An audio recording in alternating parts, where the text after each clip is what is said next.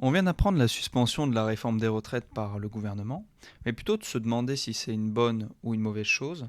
Ce qui est beaucoup plus important à se dire, c'est est-ce que c'était une réforme qui était nécessaire ou est-ce qu'une autre réforme aurait été nécessaire. Et pour répondre à cette question, en fait, il faut reprendre quelque chose de tout simple. C'est qu'est-ce que c'est qu'un système de retraite par répartition, où ce sont les actifs qui payent pour les retraités d'aujourd'hui. C'est-à-dire que sur votre salaire, vous avez 30% qui partent en cotisation et qui financent les pensions de retraite des personnes âgées actuelles. Et donc comment savoir si un système de retraite par répartition est sain?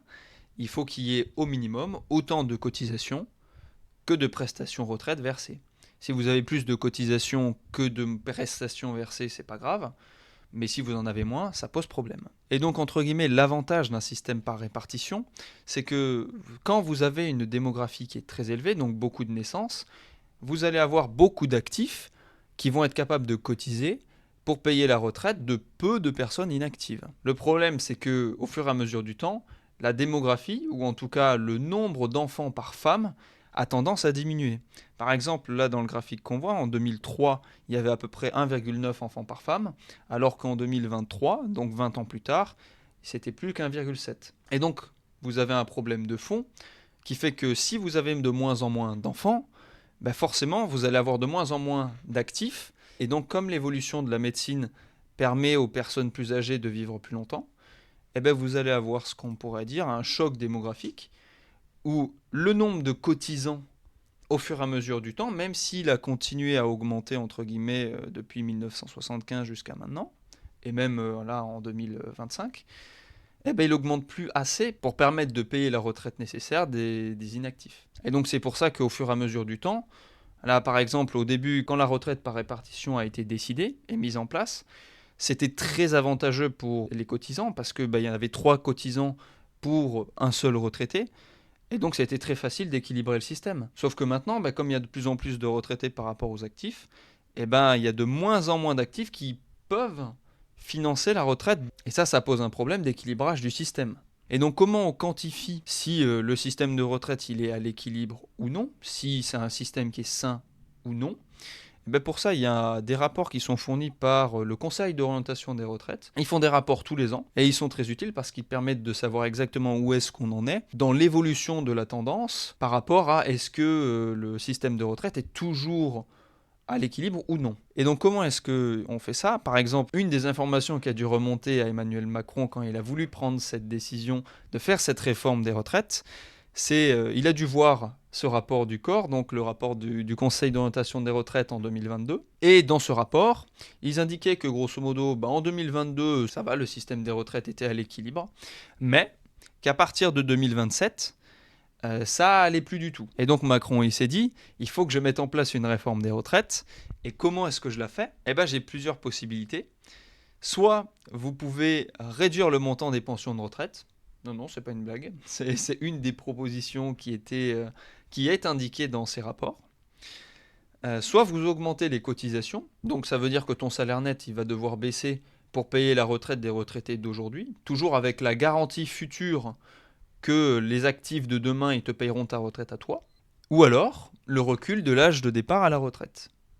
Et la raison pour laquelle tous les gouvernements successifs, mais absolument tous, que ce soit en 2010 sous Sarkozy ou que ce soit là Emmanuel Macron, ils choisissent tous le recul de l'âge de départ à la retraite, c'est pour la simple et bonne raison qu'ils ne veulent pas baisser les salaires ou les retraites des gens parce que ça ferait baisser le PIB.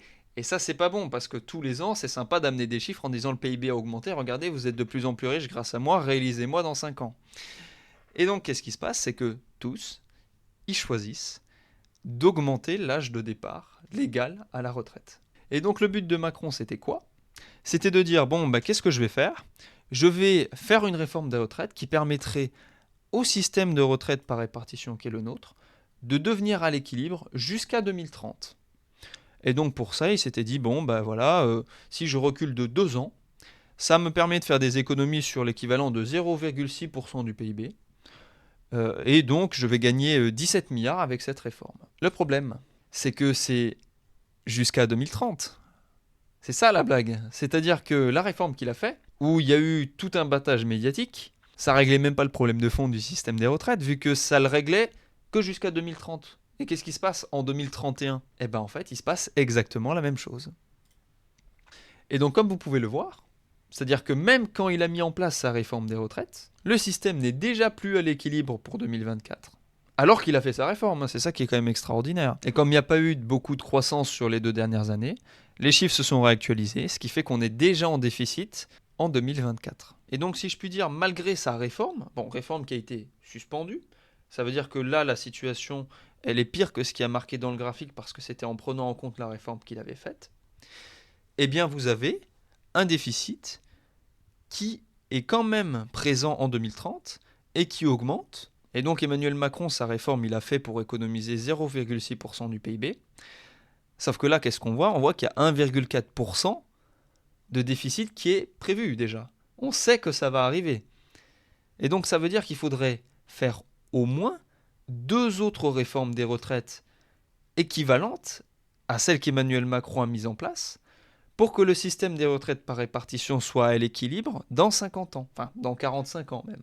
Ça veut dire que pour tous les jeunes qui êtes là et qui regardez cette vidéo, il faut que vous soyez prêts à travailler non pas jusqu'à 64 ans comme c'est prévu pour l'instant, mais jusqu'à 66 ans, si vous prenez votre retraite en 2045, et puis jusqu'à 68 ans, si vous la prenez en 2070. Alors je vous souhaite bien du courage. L'autre point qui est quand même assez intéressant de noter, c'est que malgré le fait que vous devriez travailler beaucoup plus tard, c'est pas pour autant que vous aurez une meilleure retraite. Alors que vous allez déjà travailler plus, il prévoit en plus de ça de vous baisser votre niveau de vie à la retraite de 10, peut-être 15, peut-être 20%. Et donc, en plus de travailler jusqu'à 68 ou 70 ans, vous aurez un niveau de vie à la retraite qui sera 10%, 15%, peut-être 20%, inférieur à ceux des retraités d'aujourd'hui. Et tout ça, j'ai envie de dire, la petite cerise sur le gâteau, c'est que de faire des réformes des retraites comme ça, c'est très bien. Sauf que toutes les personnes qui doivent travailler plus longtemps, là, tous les retraités qu'on a dit, maintenant la retraite c'est à 64 ans, donc même si tu as 62 ans, il faut que tu continues à bosser. Et en fait, qu'est-ce qui se passe? C'est qu'il y en a une partie d'entre eux qui ne retrouvent pas de boulot parce qu'en fait ils sont trop vieux ou ils peuvent pas, ou alors ils n'arrivent pas à retrouver un emploi parce que c'est difficile de s'adapter quand tu es quand tu as un certain âge.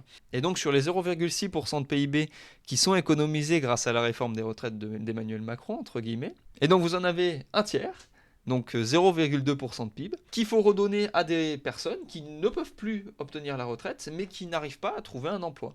Et donc il faut leur payer le chômage, il faut leur payer le RSA, un peu tout ce que vous voulez.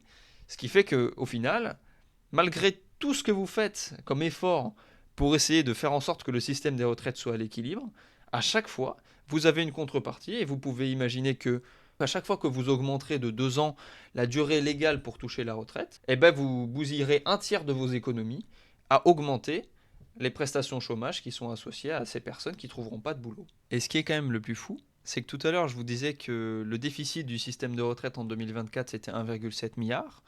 Donc grosso modo, ce qu'il faut se dire, c'est que vous avez un système qui coûte à peu près 407 milliards d'euros par an. Enfin, en tout cas, en 2024, le système des retraites français coûtait 407 milliards d'euros si on comprend toutes les dépenses. Et donc, quand tout à l'heure, je vous disais qu'il y avait 1,7 milliard d'euros de déficit du système des retraites cette année, et que je vous montrais ce graphique un petit peu apocalyptique en disant il faudra quand même faire des réformes des retraites parce que ça ne sera pas possible de maintenir l'équilibre juste mathématique du système. En fait, je ne vous ai pas parlé du tiers, du quart du problème. Parce qu'en réalité, quand je vous dis que le total dépensé, c'est 407 milliards d'euros et qu'il y a 1,7 milliard d'euros de déficit, c'est grosso modo que les cotisations retraite, elles s'arrêtent à peu près 405 milliards d'euros, voilà 405,3, et que c'est ce petit bout qu'il faut trouver. Et en fait, c'est pas vrai. Parce que dans le système des retraites, les cotisations valent pour 269 milliards d'euros. Donc en gros, à l'heure actuelle, les dépenses du système des retraites par répartition français sont un tiers supérieures aux ressources de ce système. Et qui c'est qui paye? C'est le budget de l'État.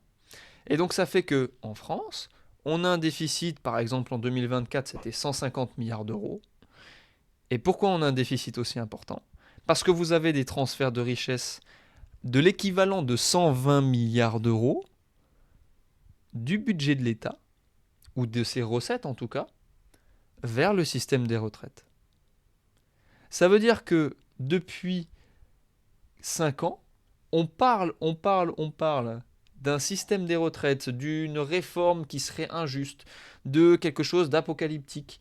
Alors qu'en fait, ça résout même pas. Enfin, c'est 17 milliards la réforme de Macron. Hein. C'est-à-dire que si tu veux vraiment retourner à l'équilibre sur le système des retraites, tu peux pas. C'est impossible. Et donc, comment ça s'est mis en place? Vous avez des taxes supplémentaires sur votre salaire qui sont prélevées. Par exemple, une partie de la CSG, elle sert à financer les retraites sans même que vous le sachiez. Mais ça, je le traiterai dans une prochaine vidéo. Merci beaucoup de m'avoir écouté et à bientôt.